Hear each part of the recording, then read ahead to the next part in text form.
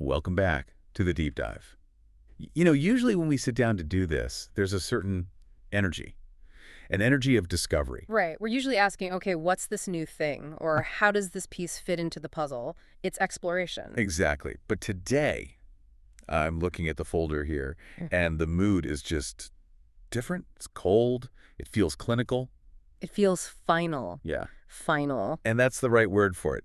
We have to be really clear with everyone listening right from the top. Today is not a new investigation. This isn't discovery. No.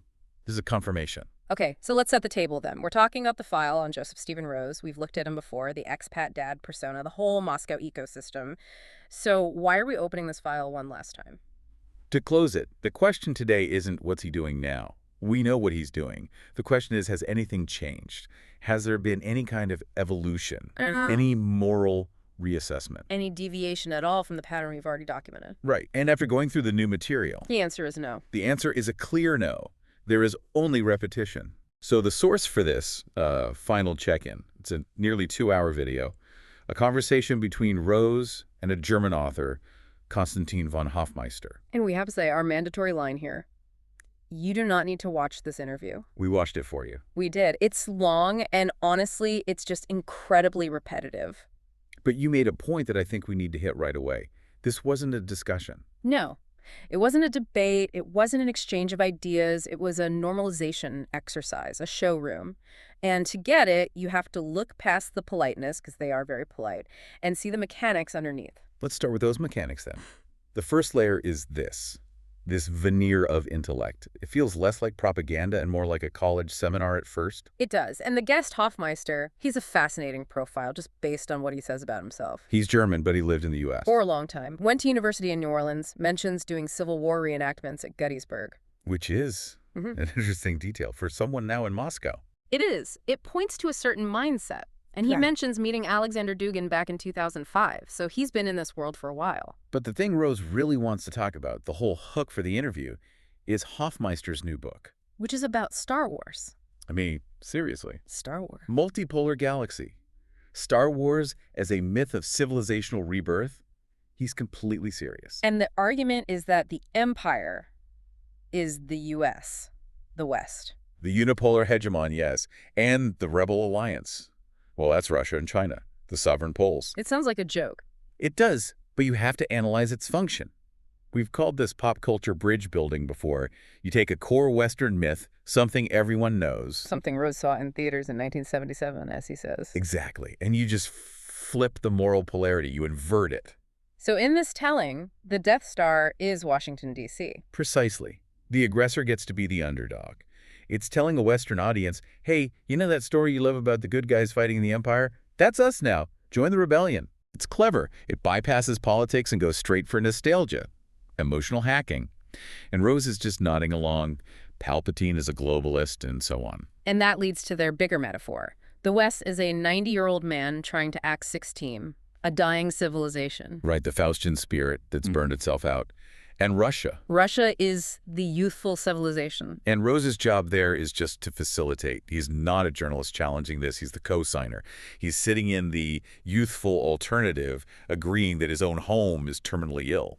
Which sets the stage for everything else. If the West is the evil, dying empire, then anything you do to fight it is justified. And that brings us to the language. Yeah. Because we have a rule. We always check the vocabulary. And there's one word that is just gone from this 2-hour talk. War. Never used. Not once. It's always, and I mean religiously, the conflict. This is that language rule we saw before. Conflict is a deliberate choice. A conflict sounds like a dispute. It has two sides, shared blame.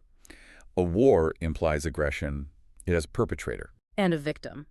Conflict is a linguistic anesthetic. It's meant to numb you to the reality of an invasion. Which brings us to how they justify the violence itself. Hoffmeister's asked why the conflict is taking so long. And his answer is what we have to call the myth of mercy. He claims the Russian military is moving slow on purpose. To minimize civilian casualties. He says it's because Ukrainians and Russians are brothers. Now, hold on.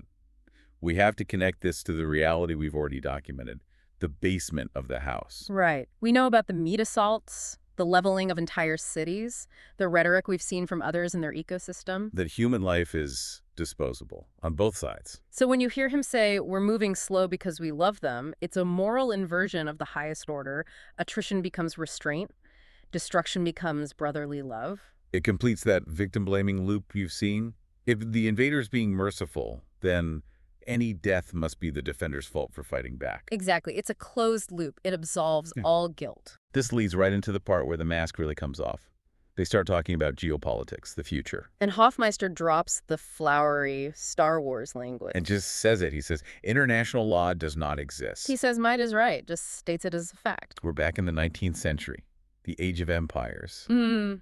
And Rose's reaction? Nothing. He agrees. He says being nice makes you weak. There's no pushback at all. It's just acceptance. It's the full abandonment of law. The only thing that matters is force. If you're strong enough to take something, it's yours. Which brings us to that test we developed, the sociopath test. It's a simple test. In a 2-hour talk about all this bloodshed, you just listen for one sentence. The killing should stop. Did you find it? I listened to the whole thing twice. It is not there. Peace is never framed as a moral goal.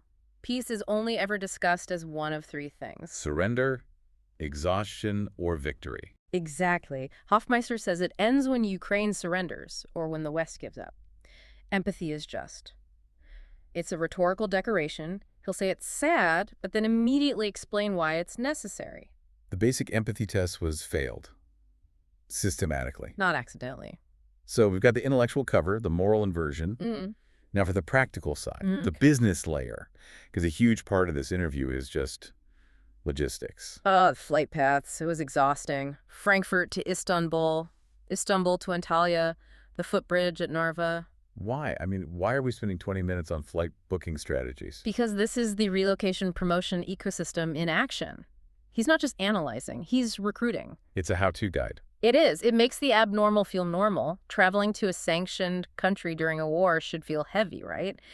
But he makes it sound like a travel vlog. Oh, make sure you get the layover in Antalya. It makes moving to Moscow sound like moving to, I don't know, Omaha, just with a trickier flight. And when you get there, that's the showroom. The sausages. We have to mention the sausages. The tasty sausages, the clean streets, no woke culture. He talks about how great it is that the cinemas only show Russian movies now. And then Rose deploys the expat dad shield. He jumps in. I'm raising my family here. He's using his family as a prop to signal safety. It's the ultimate validation. Would I have my kids here if it was a monster state? But the product isn't really the sausages or the movies. No. The product they're selling is calmness, the ability to live in the eye of the storm and pretend the storm doesn't exist. Which is the perfect way to wrap this up. We have to go back to the house metaphor. It fits this interview perfectly. Imagine the Russia they're describing is a house. Okay. Rose and Hoffmeister are in the living room. And the living room is nice. It is. The streets are clean. The sausages are good. It's traditional, orderly. It feels safe. And they're pointing at the furniture, you know, look at this sofa. Isn't it comfortable? Exactly. But we know from all our prior work that this house has a basement. The base. And the basement is where the meat grinder is running. It's where the dissent is crushed, where the zindans, the pits for their own soldiers are. But the camera never, ever goes to the basement. Never. And here's the job. Rose's function is to stand in that living room and physically block the door to the basement. Because if he opens that door, the living room is ruined. You can't enjoy the cheap gas if you have to acknowledge what's happening just below your feet. The entire illusion depends on the basement staying invisible. So all the talk about might is right and mercy, it's just putting another lock on that door. And Rose is standing guard. That is the confirmed pattern. So the final verdict on the file of Joseph Stephen Rose. It's stagnation. There is no evolution, no moment of doubt, no reassessment, nothing. It's just repetition. Repetition, refinement, and confirmation of the same narrative. Russia, the victim; Ukraine, the proxy; the West, the aggressor. And his role within that narrative. He functions as a propagandist. And that's not an insult, it's a functional description. His access, his safety, his entire platform, it all depends on narrative alignment. He's a component in the machine. And he's a very calm, effective component. Yeah, so it makes it work. So we're closing the file, pattern verified. Case closed. But before we go, one last thought for everyone listening. We just talked about this house, the living room and the basement. Yeah. If you find yourself watching this kind of content and you're nodding along, maybe you're thinking, hey, that Star Wars theory is kind of interesting, or he does have a point about the West. Then you're in the living room. You're in the living room. Yeah. And it feels comfortable. Mhm. But you have to ask yourself one question. Why are the hosts talking so loudly? Why are they so intently focused on the sausages and the sofas? Maybe they're trying to drown out a noise coming from under the floorboards. Don't let the calm voice in the living room make you forget what's happening in the basement. Thanks for listening. Stay critical.